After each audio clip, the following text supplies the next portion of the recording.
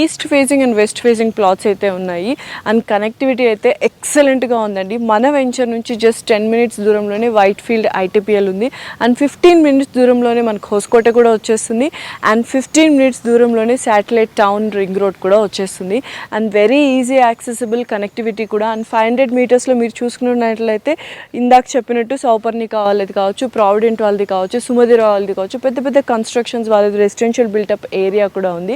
So ఫైనల్గా చూసుకున్నట్టే connectivity wise కావచ్చు, price wise కావచ్చు అండ్ లొకేషన్ వైజ్ ఎవ్రీథింగ్ చాలా పర్ఫెక్ట్గా ఉంది అండ్ అప్రూవల్స్ కూడా చాలా బ్యూటిఫుల్గా వాళ్ళు ఇవ్వడం జరిగింది.